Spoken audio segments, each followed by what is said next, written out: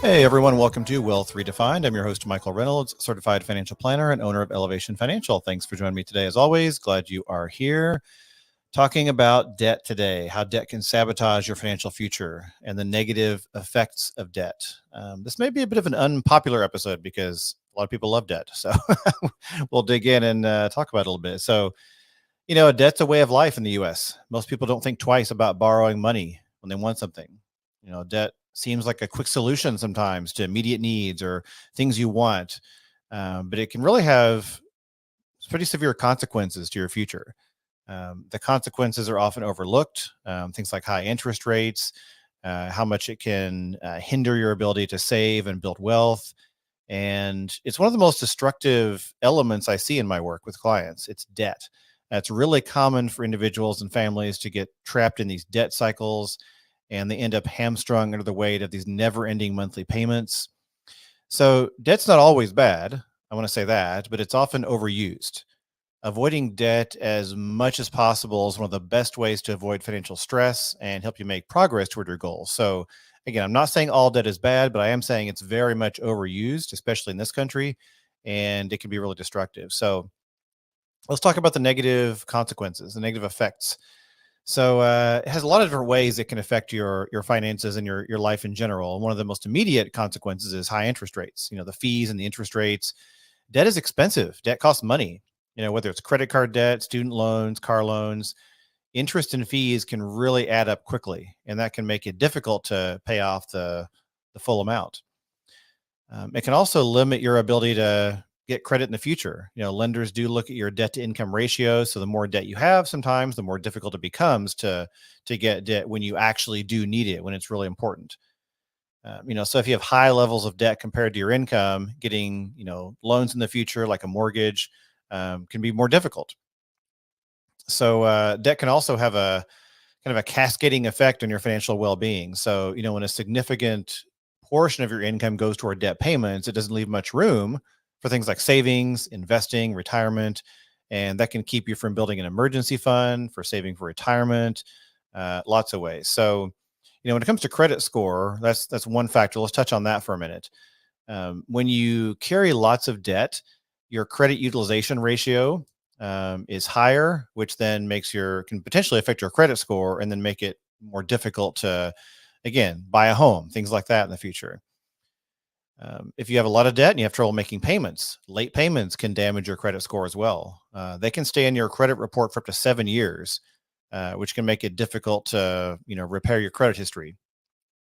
A poor credit score can also affect other things, landlords, insurance companies, even potential employers. I'm not crazy about this, but it's a reality. Potential employers even can look at your credit score when making decisions. So a negative credit history can limit your housing options, increase your insurance premiums, and even, affect your chances of getting a job.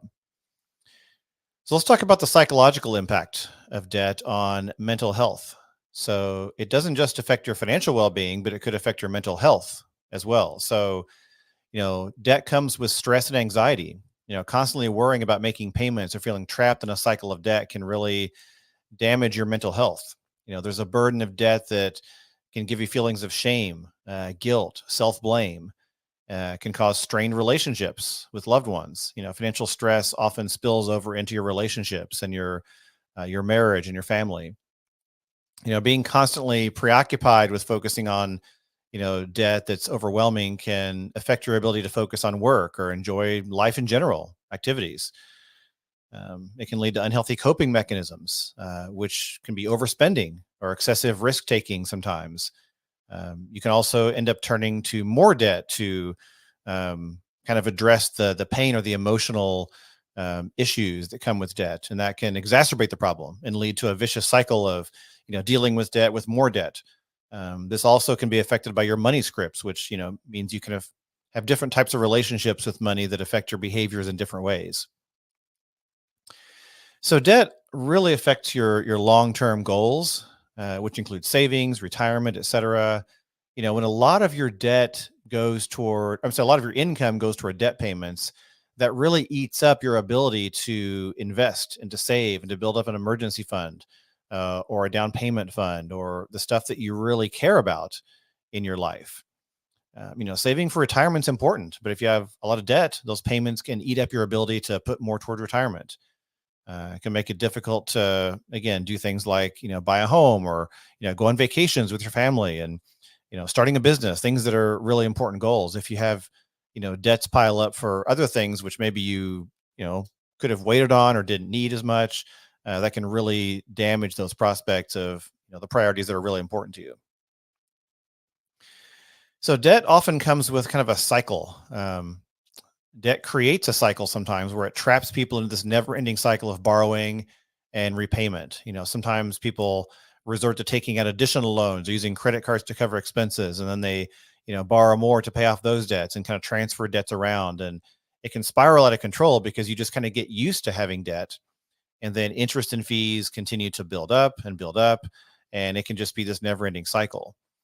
And so, again, debt can damage your credit score, your mental well-being, your financial future, and it can stay with you. So, credit issues can stay with you up to 7 to 10 years, sometimes 5, 7, 10 years, which can make it really difficult to kind of climb out of.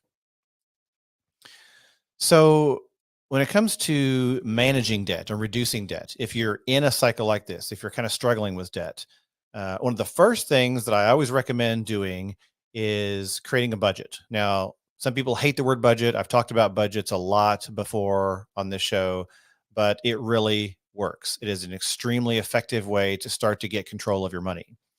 So, you want to create a realistic budget that allows you to track your income, your expenses, and identify areas where you can shift spending, shift income, and start to allocate more money toward repaying debt.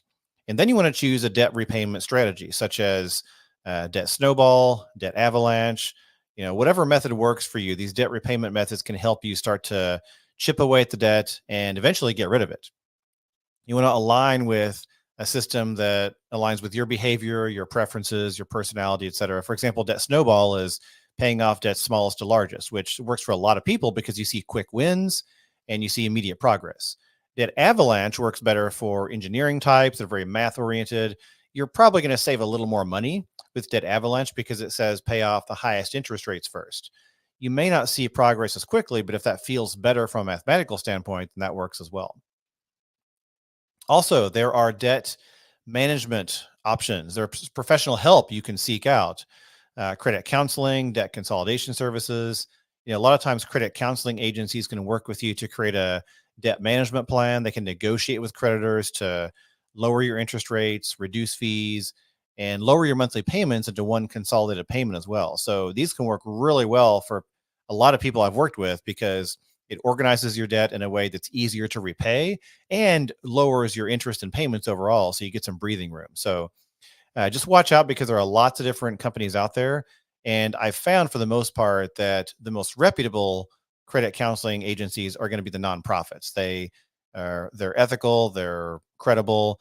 Some of the for-profit ones will be a little bit predatory. They'll trash your credit. Some of the negative consequences can be, you can see some negative effects from some of those companies. So again, not a blanket rule, but in general, the nonprofit agencies are typically the most reputable.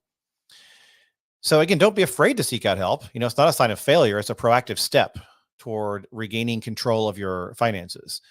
You can get the guidance you need to really help you get on track by looking for help like this. So I want to leave you with this general perspective on debt. So debt can cause so many problems. It can be so destructive. It's really, really easy to get into debt, but it's exponentially harder to get out of debt.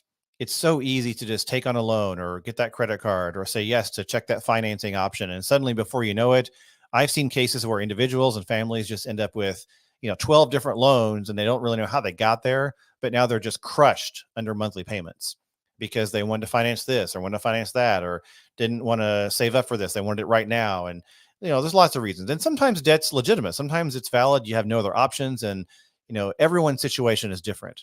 But oftentimes we can avoid debt. One of the best ways to prevent debt from being a toxic influence on your finances is to shift your perspective. We're taught by the media and advertisers in the US to accept debt as a way of life. However, we can choose to be much more resistant to debt. By avoiding debt as much as possible, we can keep from getting sucked in to the cycle of never-ending payments. Some debt is generally unavoidable, such as a mortgage for buying a home, student loans for specialized degrees. For example, if you're, training to be a physician, there's really no way you can go to medical school without a bunch of debt. So it just is what it is. It's almost virtually impossible to buy a home without a mortgage. But sometimes debt can make sense.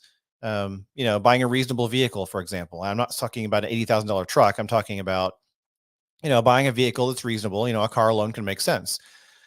But for most things, adopting a no debt stance can really help you lower stress, can expand your options, and can really help you get to your goals faster. So by shifting your mindset toward, this stance of, hey, I'm not going to make debt the default. I'm not going to make debt the way of life. I'm going to use debt for things where it makes sense, where it's unavoidable. But in general, I'm not going to finance things if I don't have to. So a little bit of a rant, but I see a lot of toxic issues with debt as I work with individuals and families on getting out of debt, on avoiding debt, managing it. Again, I want to leave you with one more thought to reiterate here. Debt is really, really easy to get into. It is so easy to just slip into a bunch of different loans that you suddenly wake up with and you don't really know how you got there. So it's really easy to get into debt, but getting out of debt is much, much, much harder. So it's a very, very slippery slope. So if you can avoid debt as much as possible and take a stance that you're going to shift away from debt being a default, you're going to be much better off. You're going to be able to save more, build more wealth, lower your stress, and life will just be better in general. So avoid debt as much as you can, and that will be a great strength as you work on your wealth building journey, so to speak. So, all right, with that, feel free to reach out anytime. If you have questions, you know where to find me. Hopefully by now it's elevationfinancial.com. You can send me a note through my website. You can send me a note through social media, or better yet, if you want to consider maybe working with me or just asking a few questions to explore the idea, you can book a pro bono consultation. I shouldn't say pro bono, it's more of just a complimentary consultation on my website, and we'll chat and we'll talk more. So with that, thanks for joining me today. Have a great day. We'll see you next time.